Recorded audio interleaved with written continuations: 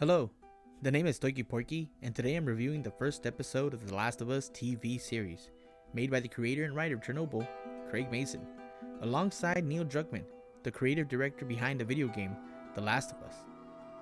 It's not a unique statement to say that The Last of Us video game was such an emotionally exhausting, enthralling, and therapeutic rollercoaster ride that could make any stoic shed a few tears. Before I start the review though, I would like to be honest on some of my biases that I know I may have. I'm a fan that loved The Last of Us, but could never come to accept The Last of Us 2, as I personally believe that butcher was so important of the original game, and made the first game less relevant in the long run. I'll explain later as what exactly was butchered as the show goes on. Technically it's a big spoiler, so don't want to ruin things for new fans who were just introduced to the series. My main focus throughout the series is if the core message that I believe was being portrayed by The Last of Us video game will be respected, or are we just going to receive subpar writing and characters. To be honest, with Craig Mason being a co-pilot, my worries are not too much in the quality of the writing, but Neil's need to make unnecessary story decisions that could fracture the fan base once again. So now with this out of the way, let's get to the review.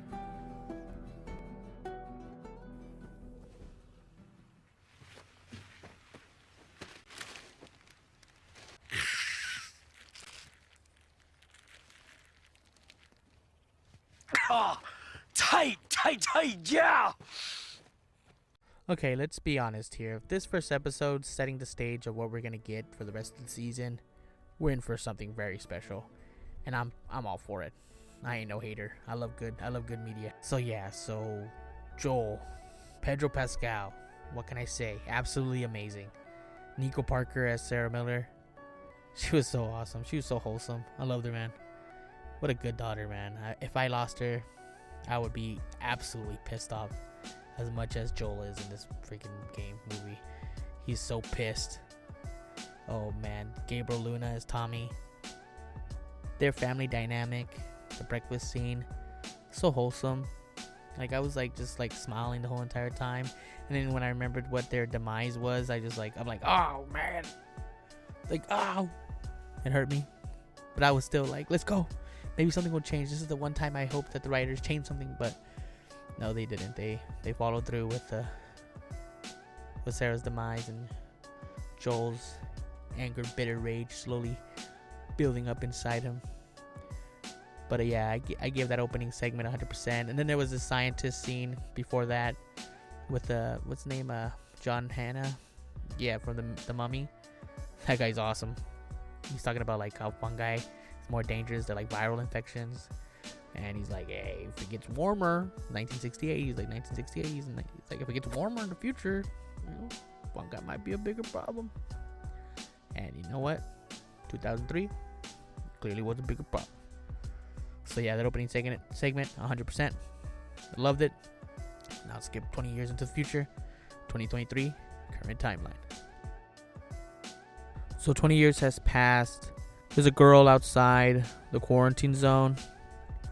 It shows the scenery of how beautifully destroyed everything is. It's so gorgeous. Then you get to see the Boston QZ from like the outside perspective. It looks so cool. And then you get some scenes of the ghetto areas, some firefly graffiti. And then you get Joel. Joel's just chilling, just throwing dead bodies in a fire pit.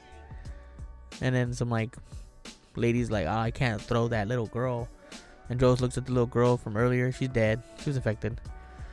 Joel's like, I don't give a damn. They killed my daughter. And just tosses the little girl like nothing, like a piece of wood to the fire. Pretty brutal. But I'm like, damn, it sets the stage of just literally how disgusting and vile this world's gonna be, which I'm all in for. It was great. It was fantastic. Then it cuts to the next scene with Tess, Teresa. I think that's what they call her now here in the show. She's played by Anna Tarv. She's awesome. She's so cool. She's like, hey bro, you gonna kill me or what? And he's like, nah, I can't kill you because Joel, your partner, he's pretty dangerous. Well, he's like, well, don't worry, I'll control him so he won't kill you. But nah, they're gonna kill him. Because, come on, it's Teresa. Okay, and then we get introduced to Bella Ramsey as Ellie, she was the one I was worried about, even though she was Lady Mormont in Game of Thrones. I feel like it's a different character entirely, of course. So I was worried she wasn't gonna hit it off, but she did. Her random like quirks of like cussing and like saying random spurts out of nowhere like a teenager would, so awesome. And like she hit the mark. She surprised me 100% out of everybody. She was the one I was worried about the most. But she's great. And then we get introduced to Marlene, who's played by Merle Dandridge. But yeah, overall, super cool. The dynamic with Joel meeting Ellie, it's fun. Joel's like, "Hey, back up! I'll punch." Actually, Joel does like a judo throw and throws Ellie against like the wall. That was hilarious. I laughed out loud. That was pretty great. They really don't like each other, which is cool. It's like, okay, so like, you know, I don't give a damn about you. You're just a job. And then her secret's revealed at the end, of course, that, you know, she's infected. And Teresa and Joel are all pissed off. Like, "Hey, bro, like, how can you be infected? Like, what are you doing?" And yeah, the end scene with the shot of the tower, you know, building, like leaning on the other tower, like the Leaning Tower of Pisa. That shit was tight. Loved it a lot. Yeah, so the first episode, I give it a 9.5 out of 10. Really, really good.